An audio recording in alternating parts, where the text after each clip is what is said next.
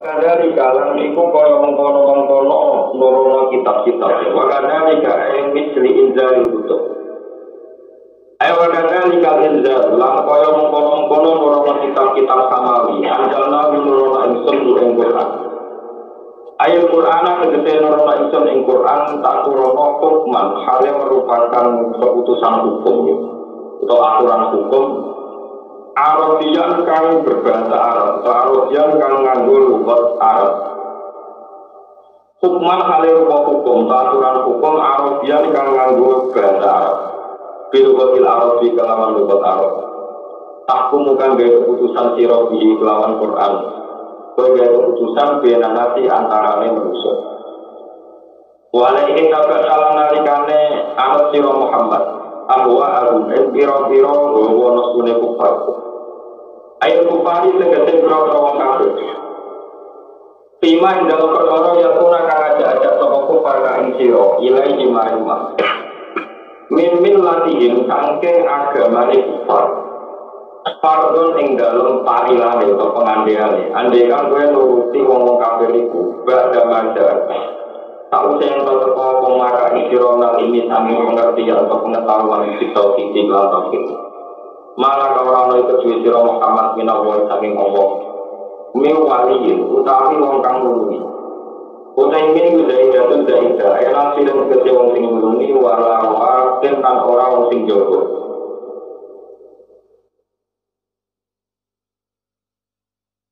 Assalamualaikum warahmatullahi wabarakatuh.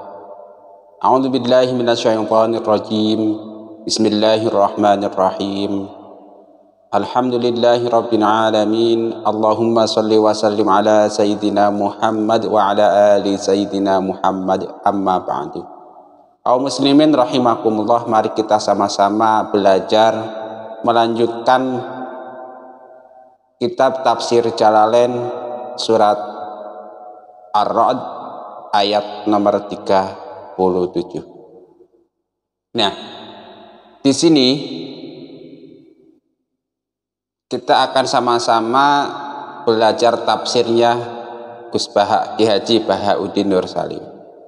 Seperti yang sering saya katakan, Gus Baha Lover dan Muhibbin Gus Baha, bahwa majelis-majelis pengajian Gus Baha membuat saya mau berpikir ulang, mau berpikir lagi.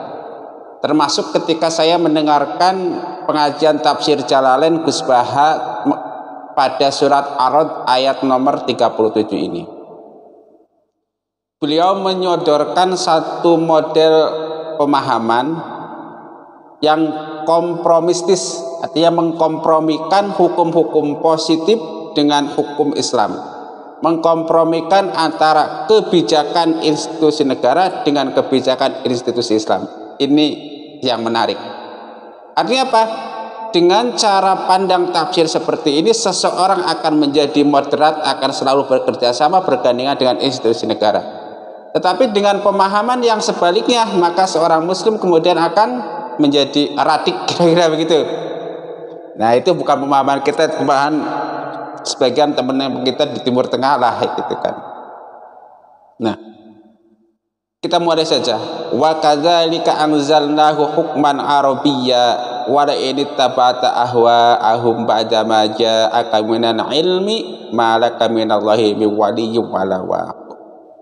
Nah, Gus Baha memulai penafsiran ayat ini dengan menceritakan bahwa sebelum Rasulullah itu ada nabi. Sebelum Rasulullah itu sudah ada kitab seperti Taurat dan Injil. Nah, tetapi sebagian isi dari kitab Taurat dan Injil ini hanya sebagai akhbar saja, cerita-cerita. Cerita tentang ketauhidan misalnya, pahala dan siksa misalnya. Sehingga nabi-nabi sebelum Rasulullah sallallahu alaihi wasallam itu lebih ringan tugasnya, dalam artian mereka hanya bertugas menceritakan hukum-hukum Allah, menceritakan tentang hal-hal baik buruk misalnya, akhbar lah. Sehingga tetapi berbeda dengan Rasulullah.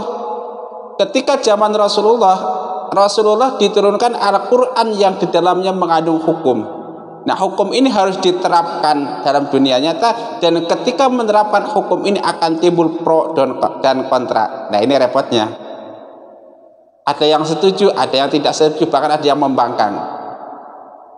Nah, bahkan pro dan kontra tentang hukum-hukum yang diterapkan oleh Rasulullah pun sudah dimulai sejak zaman para sahabat.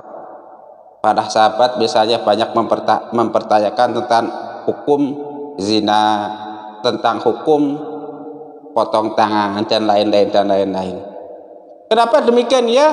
Karena penerapan hukum-hukum praktis misalnya seperti hudud gitu kan, atau jinayat, itu langsung bersentuhan dengan objeknya. Misalnya hukum potong tangan misalnya kan ada orang yang terpotong, ada yang dirugikan. Nah, di sana mulai disoal oleh para sahabat sampai zaman sekarang. Nah, Gus Baha di sana kemudian setelah itu bahwa Rasulullah mendapatkan sesuatu yang lebih berat sehingga kedudukannya lebih mulia dibandingkan dari nabi-nabi yang lain. Nah, kemudian Gus Baha dalam menjelaskannya kemudian menceritakan tentang konstruksi bagaimana hubungan antara hukum positif sebuah negara dengan hukum Islam. Ini kan ada nih.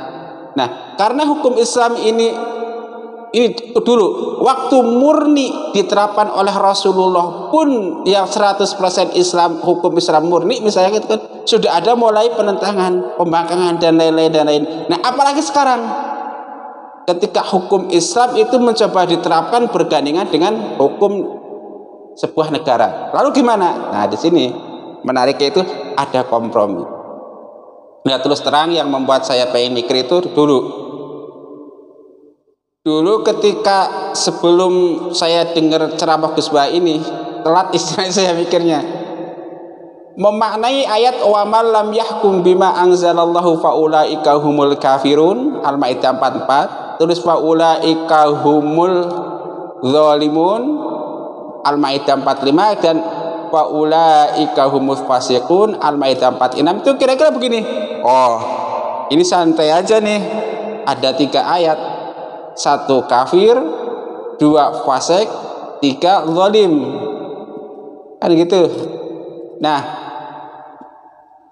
maka ketika ada seseorang atau sebuah negara atau sebuah lembaga tidak menerapkan hukum-hukum Islam di dalam menghukum sesuatu, pilihannya itu ada yang jadi kafir, ada yang jadi zalim, ada yang jadi fasik. Nggak ada masalah. Tetapi yang membuat saya berpikir dari cara menjelaskan Gus Baha itu nggak begitu. Beliau menjelaskan wa man lam yahkum bima anzalallahu faulaika humul kafirun. Itu kan yang disebutkan man lam yahkum, orang yang tidak menghukumi. Itu berbeda dengan orang yang tidak mengamalkan. Ingat, garis bawah. Menghukumi dan mengamalkan itu 2 hal yang berbeda. Nah, contoh begini, sebelum masuk ke hukum potong tangan misalnya ya, seseorang tidak sholat tapi dia yakin hukum sholat wajib, maka orang tersebut adalah fasik. Tidakkah? Tidak kafir. 1 ya. Yang kedua, mungkin ada orang tidak sholat, kemudian orang tersebut juga menghukumi bahwa sholat itu nggak wajib.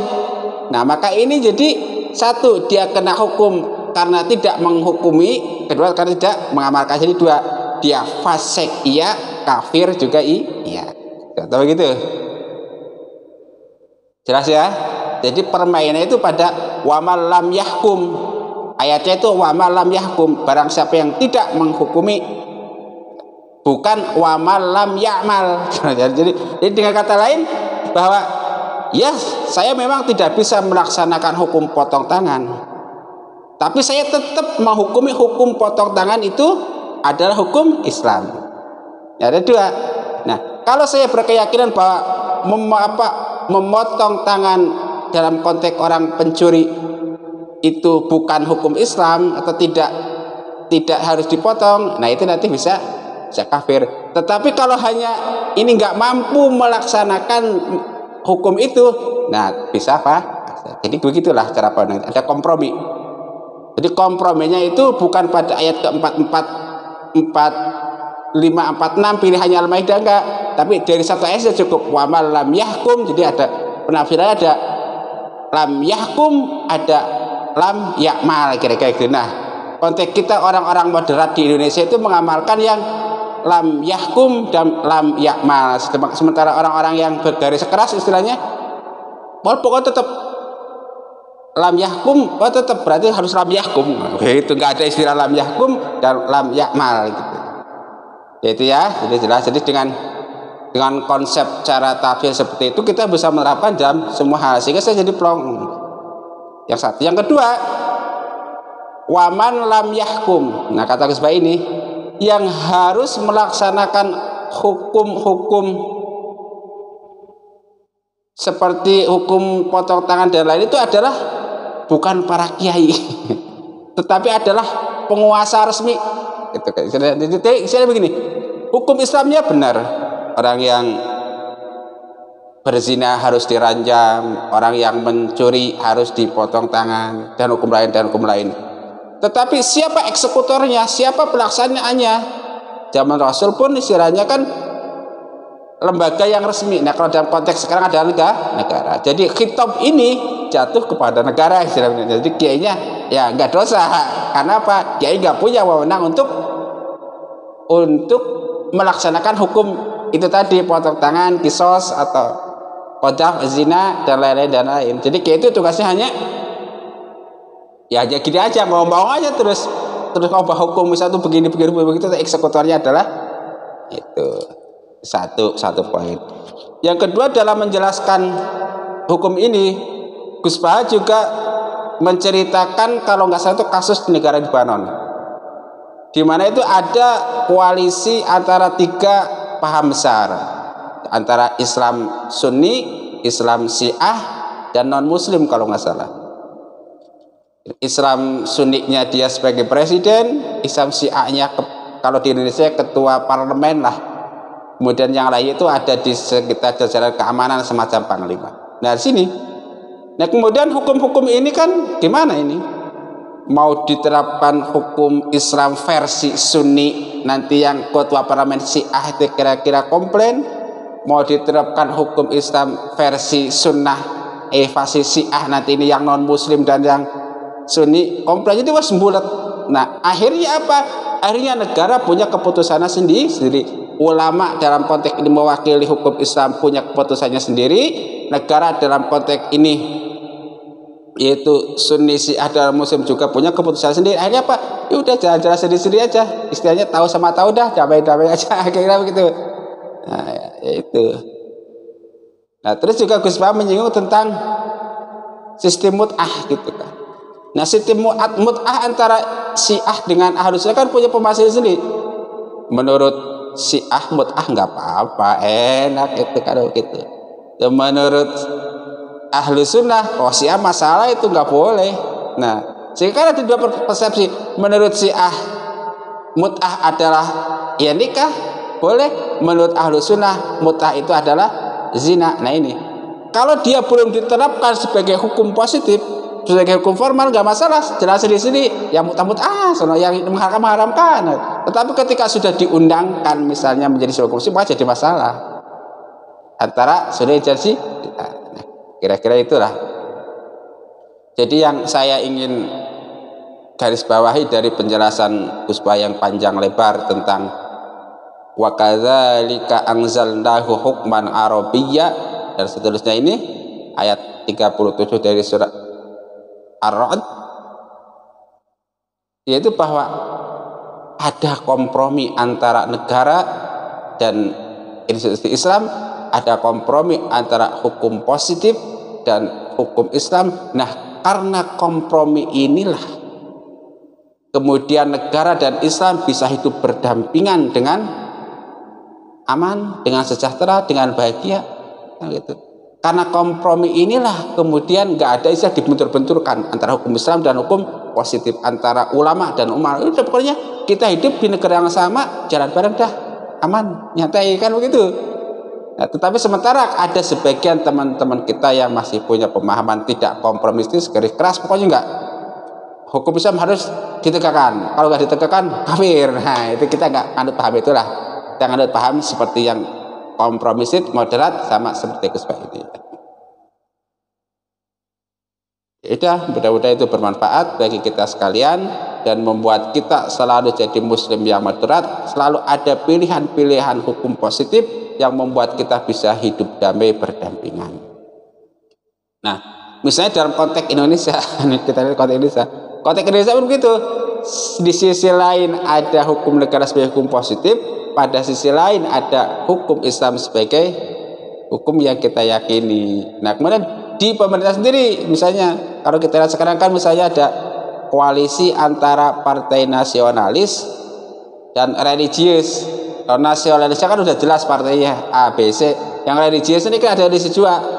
Ada religius Sunni, kita tahu siapa yang dimaksud. Kemudian ada religius non Sunni yang termasuk di dalamnya ada Wahabi, kemudian ada Salafi, ada orang-orang yang sefaham dengan Khawarij dan lain itu.